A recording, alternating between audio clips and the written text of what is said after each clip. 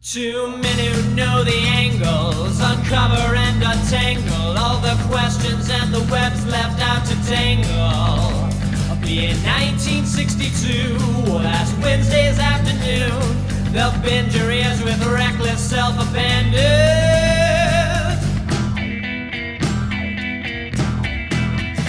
The amazing spider talk, the amazing spider talk. Come swing through the air, sit back and prepare for the amazing spider talk.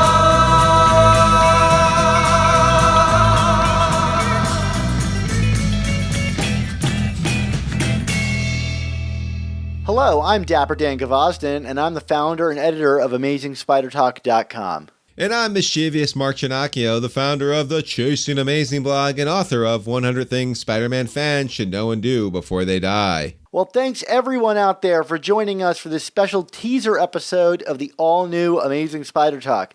We hope you enjoy this rather short podcast and that it provides an intelligent conversation, well, whatever sort of conversation we're going to have, between two fans and collectors as we look at the Spider-Man comic universe in a bit of a bigger picture. You know, Dan, the best part of these teaser episodes is it allows us to move closer to episode number 300 and kind of cheat at it, right? No, yeah, definitely. Well, what are we going to be doing today, Mark? Well, we're actually going to be telling everyone about our upcoming plans for season 3. That's right. We've been talking about this for months, Dan, but we should actually tell people what's going to be in season 3 because they've waited long enough for it. So you go first. Well, Mark, after talking about the foundation of Spider-Man that was formed in the Stan Lee and Steve Ditko and Stan Lee and John Romita Sr. runs in both seasons 1 and 2 of our show, season 3 is going to follow our favorite web slinger into the beginning of the Bronze Age. No, we're not going to be making rudimentary tools out of bronze. We're talking about the Bronze Age of comics, a time period that's known for its darker tone and sometimes outlandish stories. And I mean outlandish stories, weird villains, all kinds of stuff, and we're going to get into it. It's also the first period in Spider-Man's history where he was almost permanently separated from his co-creator, Stan the Man, which means new voices, new characters showing up on the show. Definitely. So for the purposes of those following at home using Spidey's flagship book, Amazing Spider-Man, this season's going to spotlight on the periods between Amazing Spider-Man's number 101 and 180. So that's going to include creators such as Roy Thomas, Jerry Conway, Gil Kane, Ross Andrew, and Len Wein.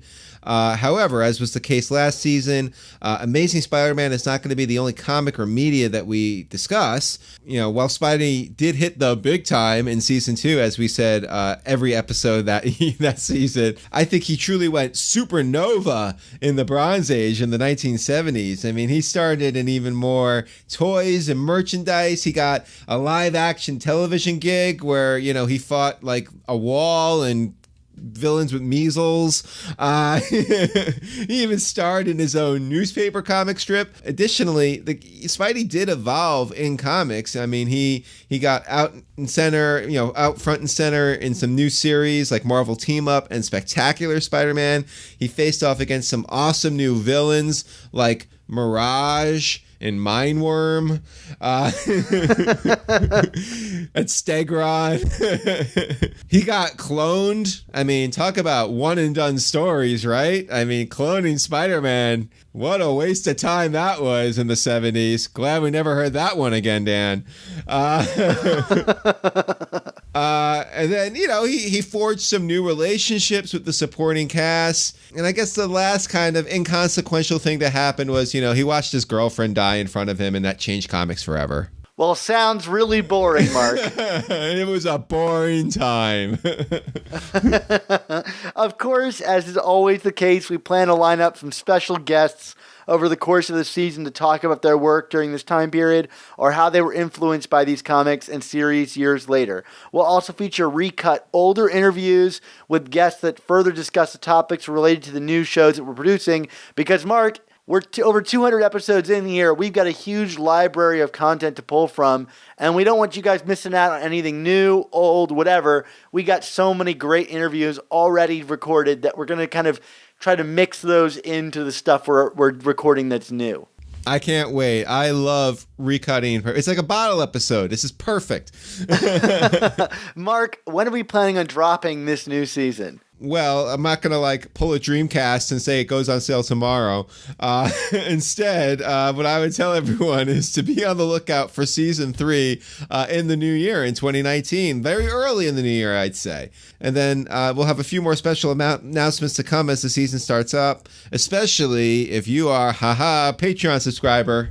Yeah, lots of good news on that front. So I'm really excited, Mark. Season 3, I know it's been a long time delayed, but I think 2018 has truly been the year of Spider-Man, and I think kicking off 2019 with season 3, things are only going to get better for Spider-Man in 2019. Yeah, I mean, hopefully he'll be feeling better after disappearing to wherever he disappeared to in Infinity War.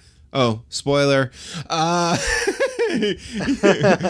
he's got another new live action movie coming out. I mean, so why not celebrate probably one of the wackiest periods not known as the 90s in Spider-Man comic history with us, season 3 of Amazing Spider Talk, right? Yeah, I'm really excited. And along with that, there'll be the Steve Lieber art going out to everybody. So it's going to be a great time to be a fan of the show and to join us here on the all-new Amazing Spider Talk. But in the meantime, if you want to get ready for everything, you can obviously go back and listen to all other seasons of the show.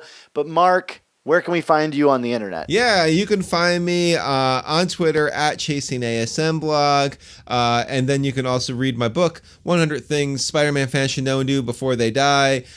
We talk about a lot of the stuff that's going to come up in this season. We talk about creators in that book like Jerry Conway and Len Wein, and we talk about the death of Gwen Stacy and Harry Osborn becoming the Green Goblin and Mary Jane and Peter dating. So, read that book and then come on the show and listen to us talk in more detail and do our banter thing, because it's better when it's us, Dan, right? It's much better when it's the two of us. Yes, absolutely. And what about you? Where can we find your stuff? Yeah, you can find me online with Mark, the two of us, online talking to each other on Twitter at @SupSpiderTalk. I'm always talking about Spider-Man on there and putting up all kinds of new things I'm creating. So come and check me out there. I'll be excited to have you. Mark, we're going to end every episode of Season 3 with our same motto, or at least I project it, because that motto is indelible. No matter how bad our villains get and how corny the writing is, this one motto will remain true. And what is it? With great podcasts must also come the all-new Amazing Spider Talk, Season 3.